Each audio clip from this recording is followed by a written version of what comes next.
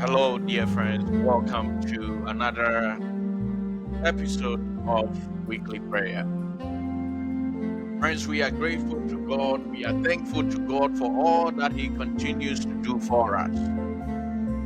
He has been merciful in sustaining us.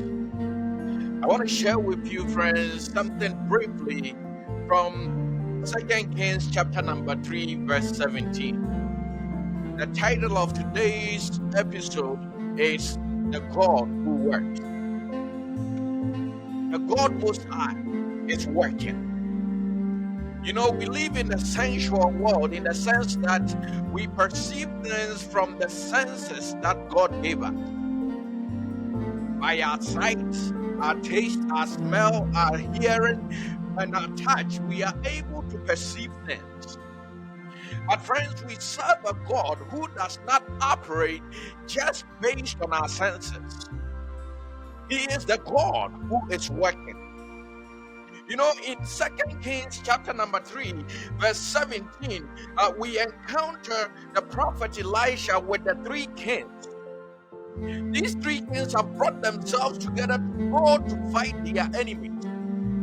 But friends, as they prepare to go and face their enemies, they get to a valley where there is no water for them to drink. The Bible says that their horses and their chariots have become weak because there is no water to sustain them. So they seek the services of the prophet of God, Elisha.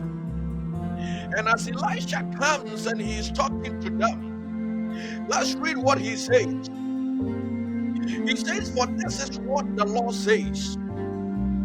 You will see neither wind nor rain. Yet this valley will be filled with water, and you and your cattle and all your other animals will drink. You will see neither rain nor rain." You're not going to feel as though God is working. You're not going to perceive Him working. But the fact that you and I do not perceive God working does not mean He's not working.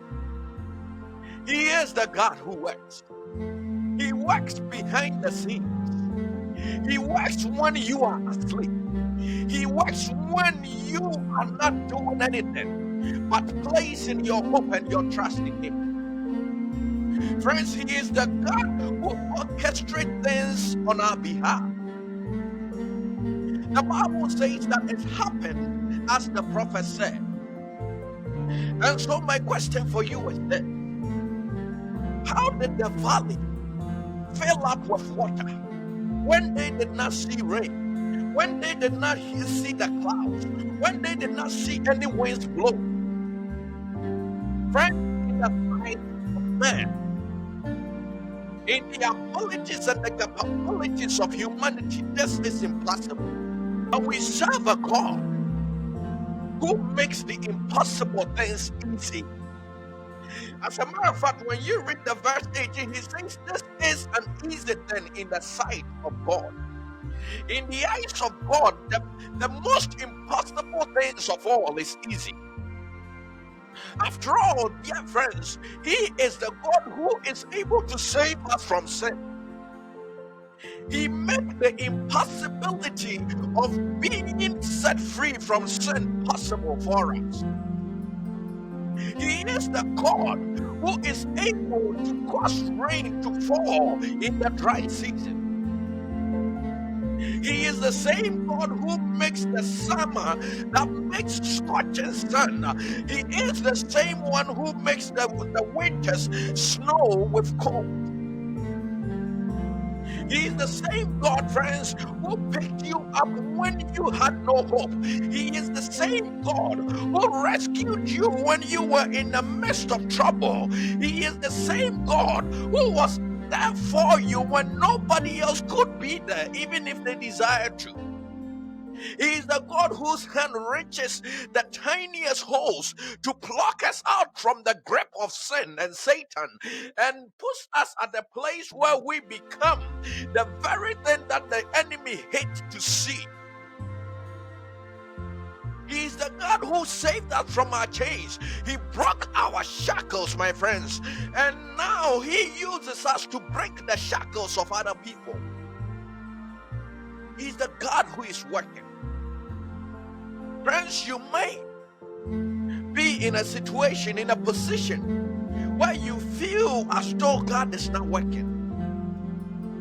You may have the desire to work and do something great for God, but it seems to you that God is not working on your behalf.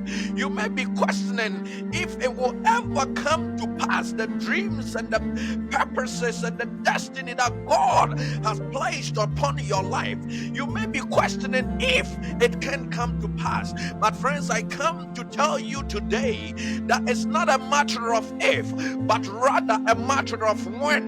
It's not a matter of if this will happen. It's not a matter if your destiny will be fulfilled, if your purpose in life will be realized. It's a matter of when it will be realized. God is working on your behalf. So friends, let us not lose hope. Hebrews says that let us hold fast to the faith that we profess, knowing that the one who has promised is faithful. Friends, without the promises of God in our life, without God's promise of His perpetual grace with us, we are hopeless. But Paul says in the book of Corinthians that we are not hopeless because we serve a God who is able to do whatever He says He will do. Dear friends, I want you to know that God is working on your behalf. He is causing the stars to align in their rightful places for you. God is causing the right people to be lined up on your behalf. He is putting the right people in leadership position. He is putting the right people in places where when you get there, your promotion will not be a matter of debate, but rather it will be an issue of how much you should be or how high you should be promoted. I am into the principles of the Bible that says that God desires to do good for you and I. Therefore, no matter what situation you find yourself in, no matter how helpless, no matter how hopeless, no matter how much you feel you have no help, God is working. And in a matter of days, in a matter of weeks, in a matter of months, your relief, your victory is coming. He is the God who is able to do all things. We believe in this God. We trust in this God. We hope in this God. We follow this God. We obey this God. We love this God because He's working for us. Friends, do not lose hope. Do not give up. Because the God we serve is always working for us. May the Lord bless you. May the Lord favor you. May the Lord lift up the light of His countenance on you.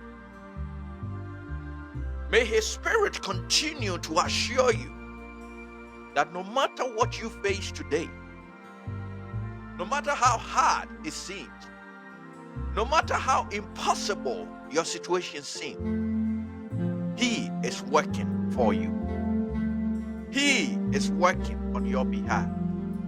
He is aligning things for you. Bye-bye.